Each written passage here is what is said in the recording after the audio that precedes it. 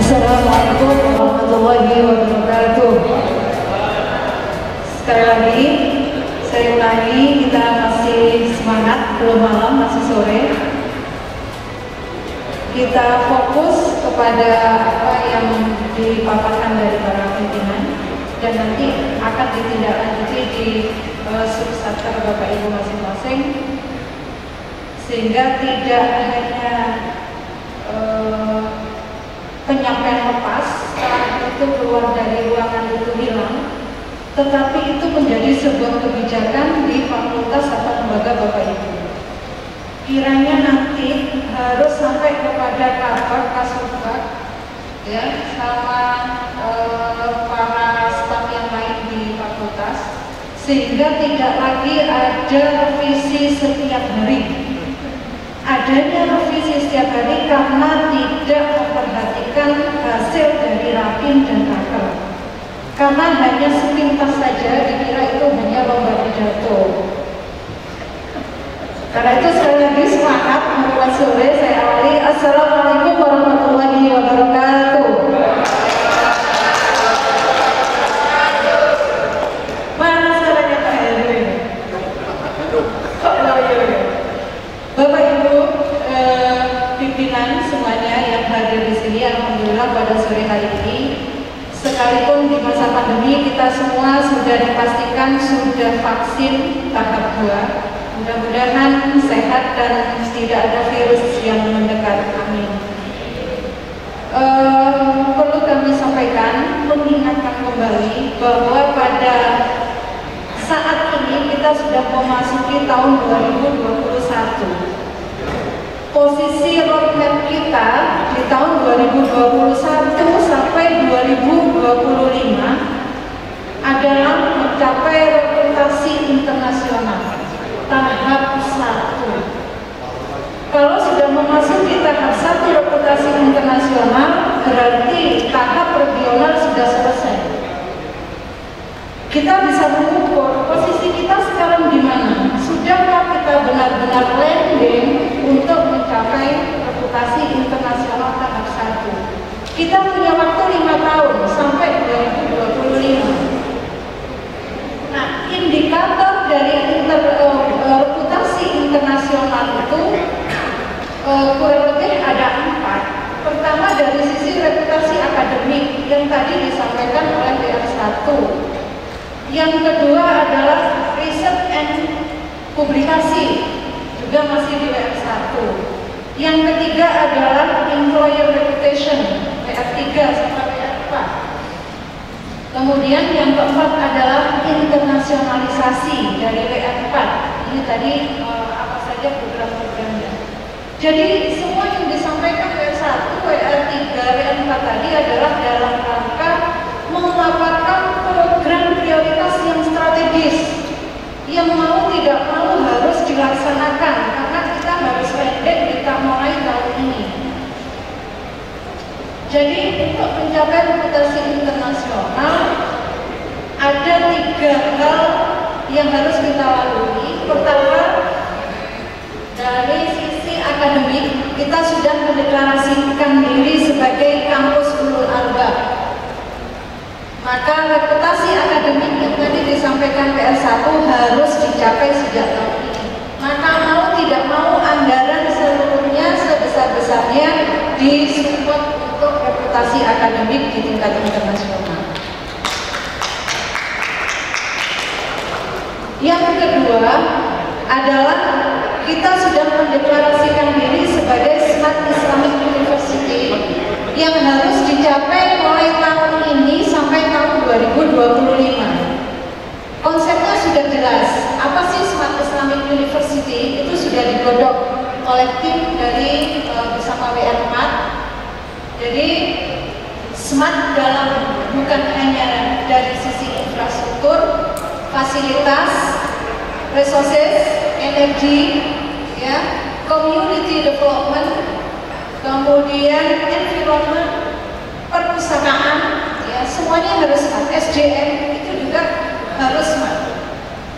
Kemudian yang ketiga adalah dari sisi manajemen. Yang ketiga adalah green campus. Dari sisi lingkungan kita harus ramah lingkungan. Lingkungan kampus 1 kita dari sisi lingkungan ini sudah memenuhi masih dalam kategori mungkin 1 atau 2. Nanti 2025 ketika kampus 3 sudah selesai dibangun, maka insya Allah Green Campus ini akan terwujud. Seperti apa sih kampus yang green itu seperti apa? Apakah yang catnya hijau hanya itu? Nah, ini konsepnya sudah dimatangkan oleh tim yang di SK oleh Pak Rektor. Nah, tadi yang disampaikan PR1 Bapak Ibu, mohon nanti juga sampai ke fakultas terkait dengan reputasi akademik di tingkat internasional. Mulai dari akreditasi, ya, sampai saat ini belum mencapai 40% yang akreditasi A. Kalau mau PTNBH harus di atas 50% sudah terakreditasi A. Kita belum 40%. Nah, maka ini harus digenjot sebesar-besarnya bagaimana nilai A itu bisa dicapai. Kalau misalkan kemarin ada yang B mau banding, silahkan, harus ada biayanya, harus disiapkan anggaran supaya dapat A. Kemudian sertifikasi internasional, akreditasi internasional yang dimotori oleh LPM juga tadi yang sudah disampaikan. Internasionalisasi mulai dari mahasiswanya, dosennya, tekniknya, kemudian kampus merdeka, publikasi. Kalau publikasi tahun ini peningkatannya luar biasa dari tahun 2019 ke 2020. Kalau saya belum dapat data terakhir, data yang saya ambil peningkatannya itu luar biasa. Kalau internasional dari semester 1 itu 77, kemudian kalau prosedur itu sudah mencapai 120, nasional 176, ini belum semester 2. Artinya peningkatan ketika di tahun 2019, yang mana internasional hanya 34, itu peningkatannya lebih dari 100%. Nah, ini karena ada sayur-sayurnya. Semua termotivasi, ada rewardnya. Reward dan punishment memang harus diupayakan. Bagaimana jika ada dosen yang tidak nekat sampai 10 atau 15 tahun, itu gimana punishmentnya? Karena itu mengganggu dari ada SDM kita. Kemudian di jurnal yang Scopus dari PM1 tadi ini juga harus diupayakan. Kita masih punya 2, masih belum bisa, ini juga harus terus diupayakan. Kemudian dari WR3 harus ada, ini kita dalam rangka mensinergikan Mensra dengan perjanjian kinerja rektor dengan Menteri Agama. Maka di breakdown dari fakultas, prodi, pasca sarjana, perjanjian kinerja dengan rektor. Ini harus bersinergi atau harus kompatibel yang sudah kita bikin untuk mencapai Smart Islamic University di tahun 2025. Ada pelatihan vokasi, sudah kerjasama dengan Kemenaker tadi. Kemudian mahasiswa harus dilibatkan dalam penelitian. Bapak Ibu di mahasiswa ini tuntutan dari akreditasi, tuntutan dari layanan publik juga. Kemudian beasiswa prestasi dari WR3 harus ditambah, karena dari prestasi tingkat nasional internasional itu kalau input kita bagus maka diproses dengan bagus, outputnya akan biasa. Kemudian presence tadi Bapak Ibu di fakultas juga, ini juga tuntutan dari kontrak kinerja dengan Kementerian Keuangan bahwa presence tadi kepada mahasiswa bukan sampel tetapi populasi. Ini akan ditarget kepada masing-masing fakultas mulai semester ini. Jadi tahun 2021 harus present berapa masa tunggu seluruh mahasiswa yang dimiliki oleh fakultas. Itu tuntutan dari kontrak kinerja dengan Kementerian Keuangan. Karena kita sebagai satker BLU bukan saja kontrak dengan Kemenak, tapi juga kontrak dengan Kemenlu. Kemudian PR4 pengembangan kelembagaan itu juga memerlukan biaya yang sangat besar, terutama dalam rangka perankingan internasional atau perankingan nasional harus diikuti. Karena apapun perankingan itu membawa image tersendiri, gitu ya. Jadi harus semuanya diikuti. Mulai yang dari tingkat PTKI sampai PTN sampai tingkat dunia, tadi yang disampaikan Pak Zainuddin. Kemudian beasiswa mahasiswa asing, karena ini juga kita kemarin sudah mendapatkan penghargaan mahasiswa terbaik. Kalau tidak ada beasiswa maka ini akan mengalami penurunan. Sehingga kalau bidang PR2 itu ada tata kelola dan pengelolaan BLU, awalnya kami akan 20% itu untuk operasional anggaran kita, 30% untuk program-program strategis, kemudian sisanya 30% itu investasi. Maka dengan adanya program-program strategis itu nanti akan ditambahkan jika memang bisa menghabiskan anggaran yang kita siapkan. Di tahun kemarin 2020 penyerapan anggaran kita hanya tidak lebih dari 60%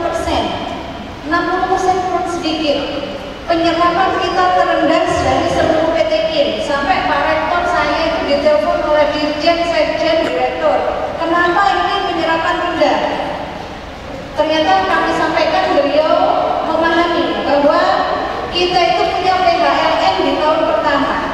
PHLN di tahun pertama itu masih dalam taraf belum landing, tapi masih baru mulai ini terbukti dengan indikator kinerja keuangan kita itu sudah bagus, sehingga penyerapan rendah bukan berarti kinerja keuangan kita rendah.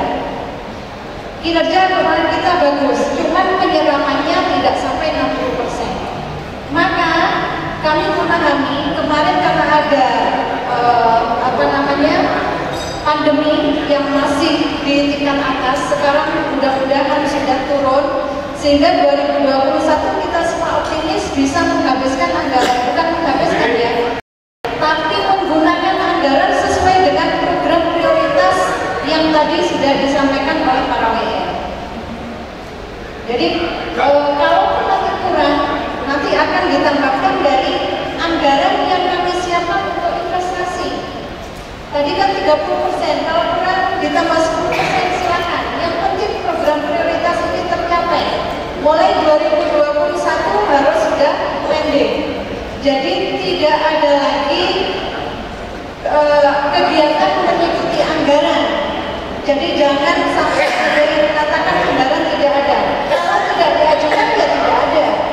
Maka semua harus mengajukan secara detail kebutuhannya apa, jangan keluar dari program yang tadi sudah dicanangkan. Juga berdasarkan perkim, dalam perkim itu juga jelas minimal di perkim.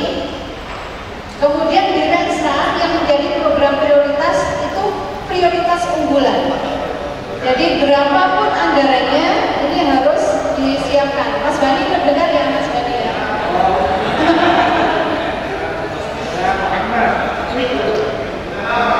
Baik, itu dari sisi kita sebagai satker BLU Bapak Ibu. Kita tahun 2020 itu seperti yang sampaikan Pak Rektor tadi turun 36 miliar, tapi rekrut tidak ada yang turun. Kalau turun 50.000 saja itu sudah protes. Coba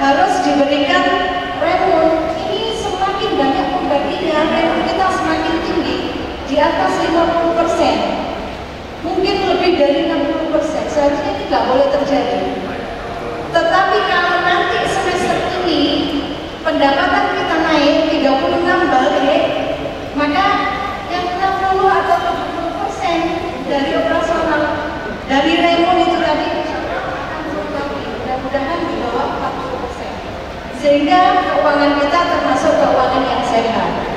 Jadi nggak boleh lebih, yang harus lebih itu seharusnya untuk program-program prioritas. Itu.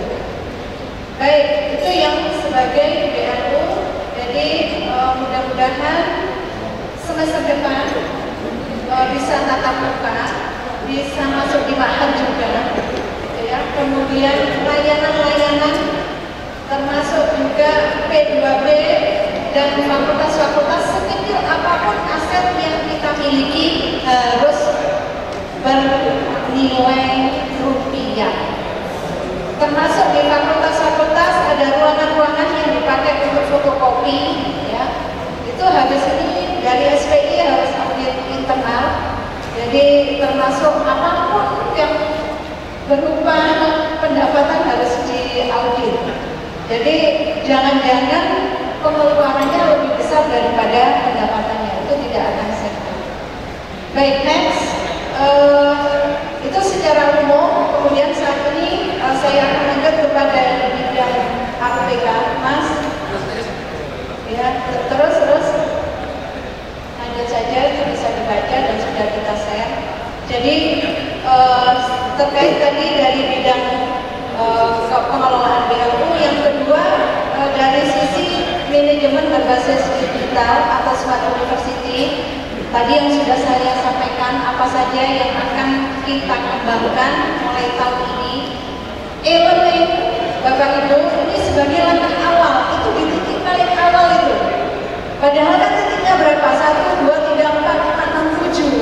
Mau menjadi smart digitalisasi kampus. E-learning yang berada di titik awal, penggunaannya tidak lebih dari 50%. Jadi masih ada 50% dosen-dosen kita, kelas-kelas kita yang belum menggunakan e-learning sama sekali. Itu yang Pak Malik, ya. Jadi mohon Bapak Ibu di fakultas nanti menyampaikan kepada prodi masing-masing, e-learning itu nanti akan menjadi ukuran kita. Seberapa tinggi sih, seberapa besar dosen-dosen itu menggunakan sistem yang sudah kita siapkan. Mahasiswa itu menuntut banyak hal kepada dosen, layanan prima, ya. Tidak kepingnya seperti kuliah sebagaimana biasa. Karena itu elemen ini Bapak Ibu mohon dioptimalkan. Di 3 semester itu mulai penggunaan 0 sebelum pandemi, kemudian di semester kemarin itu masih 10%, kemudian sekarang naik 50% penggunaan e-learning. Jangan-jangan Bapak Ibu pimpinan yang ada di sini juga tidak menggunakan e-learning. Pak Musadi menggunakan e-learning dan belajar.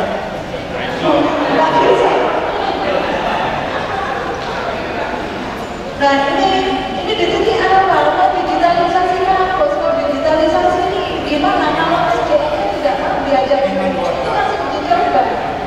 Kemudian PTMPD juga terus mendevelop supaya nanti mencapai sistem terintegrasi. Sekarang kan masih setengah parsial, masih buka siaran sendiri, masih buka e-learning sendiri, masih mau buka KKN sendiri dan seterusnya. Nah nanti itu akan nyampe pada titik yang paling akhir. Ini tidak bisa dijangkau di tahun 2021 saja. Semoga sebelum 2025 selesai siapapun wakil rektornya. Baik, kemudian next, Mas Ansor. Nah ini yang Green Campus tadi next, saya nggak perlu menyampaikan itu. Nah saya ketercapaian 2020 dan target 2021 dari program prioritas 2020 itu kan ada 4 di bidang AUPK. Pengaruh keutamaan keuangan BLU dan ekonomi syariah yang dibicarakan di FTN, kemudian peningkatan kualitas SDM berbasis revolusi industri 4.0, manajemen dan tata kelola aset, dan manajemen berbasis digital. Nah ini kita sudah mendapat predikat pengelola BLU terbaik sekota Malang.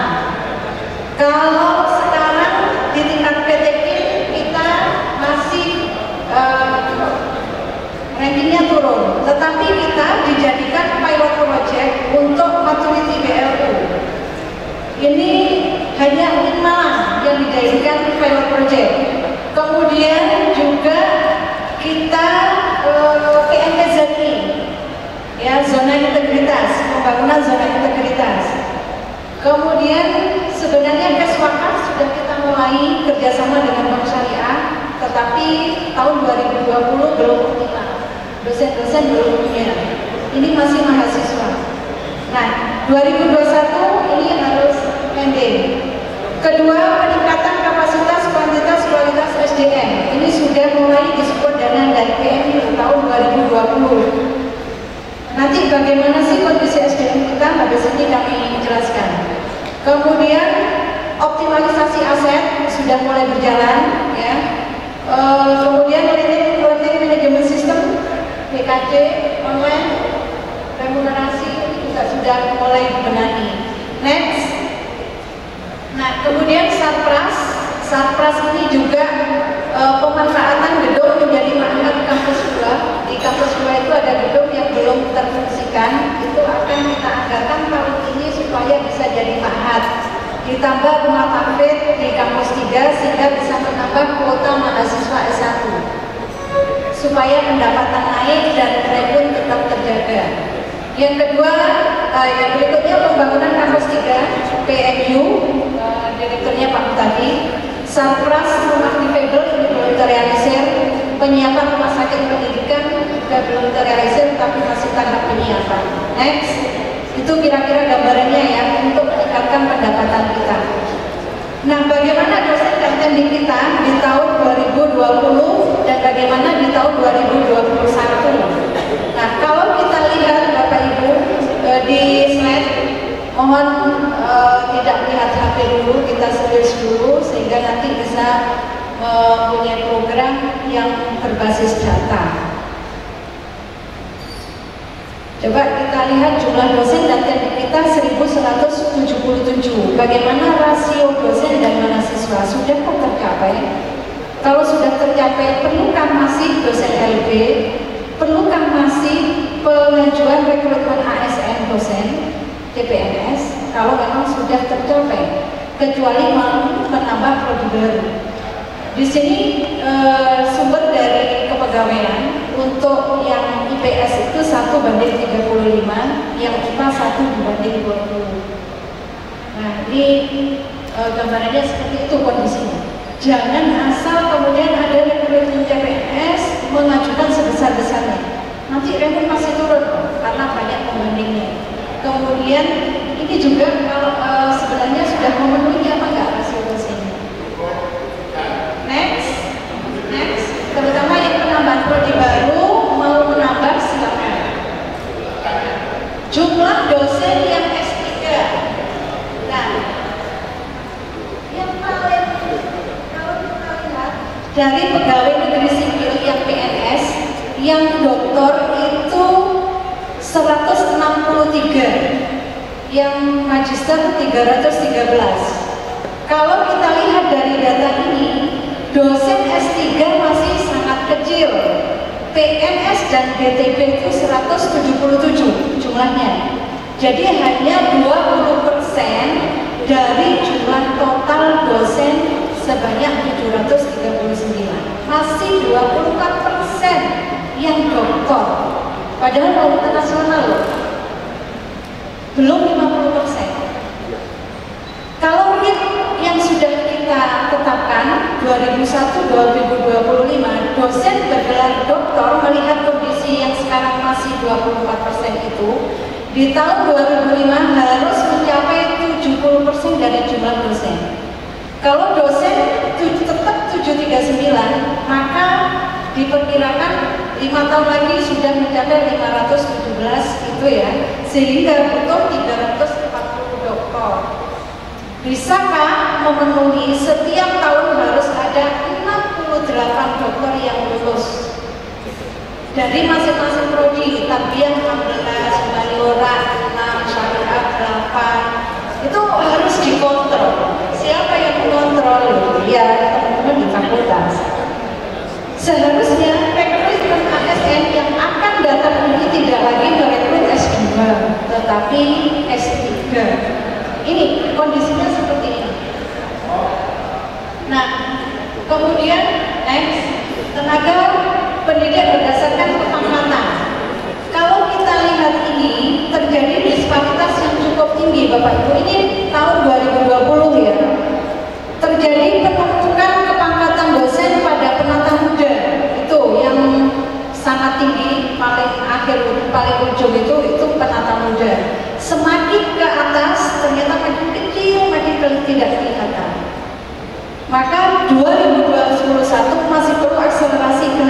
mengangkat dosen-dosen muda dan percepatan GB. Jadi percepatan GB 2021 masih tetap, kenaikan pangkat harus dikawal di fakultas, yang sudah melebihi waktunya harus disupport, dibantu untuk kenaikan pangkat. Next, kemudian tenaga pendidik berdasarkan usia. Kondisinya saat ini usia dosen kita mayoritas itu usia produktif, ya. Jadi usianya di situ 41 sampai 50 itu paling tinggi, atau 31 sampai 40. Ini kuat-kuatnya. Jadi kalau harus melakukan tridharma itu energinya itu masih grem. Jadi semangatnya tinggi, kemampuannya tinggi. Saya tidak mengatakan yang sudah guru besar semangatnya rendah, kemampuannya rendah, enggak. Tetapi energinya. Nah, karena itu dengan kondisi saat ini seharusnya pengembangan tridharma harus dilakukan secara masif. Termasuk anggaran nanti perlu peningkatan untuk tridharma, mau publikasi internasional, penelitian, pengabdian, gitu ya. Ini kalau dilihat dari sisi usia. Next, bagaimana dengan teknik? Ya, kalau dilihat dari kualifikasi pendidikan yang di tabel itu, jadi PNS yang S2 itu hanya 6%, S1 19%, yang non PNS S1 lebih banyak 38%, tetapi SLTA juga banyak 26%. Jadi teknik kita itu masih banyak, yakni sebesar 26% itu masih SLTA. Ya, yang PNS itu SLTA ada 6%, selebihnya diploma. Karena itu masih perlu ditingkatkan kualitas dan kompetensi pegawai dalam upaya penyiapan SDM menuju Smart Islamic University. Bagi teknik, boleh nggak studi lanjut? Boleh. Tetapi harus bergilir karena kita kekurangan teknik. Saya merasa gagal mengawal pengajuan teknik tidak tetap. Ini sudah kita ajukan mulai Juni 2020 sampai sekarang mandek degrep, tidak dapat izin. Jadi memang harus dikawal ke Jakarta masa pandemi, tidak bisa gitu ya. Kemudian macam-macam lah. Saya merasa gagal mengawal ini. Padahal kita sebagai PLU seharusnya bisa. Tetapi syaratnya itu harus izin dari kementerian, dari Menpan. Tidak bisa langsung dari UNIN ke Menpan, tapi UNIN ke Kemenang diberikan surat pengantar kepada Menpan. Semua pada mengajukan, semua pada nagih. Tapi saya nggak bisa berbuat apa-apa. Padahal kami sudah mengawal. Dan kemarin saya mau ke Jakarta nggak jadi, mau mengawal itu mudah-mudahan sebentar lagi Bapak Ibu saya bisa mengawal ini gitu ya. Sehingga pengajuan Bapak Ibu itu bisa kami realisasikan. Karena teknik memang berperan. Apalagi di sini kalau dilihat masih banyak SLTA. Habis ini kalau rekrutmen jangan SLTA, S1. SLTA itu sisa-sisa masa lalu. Jadi jangan lagi menambah masa lalu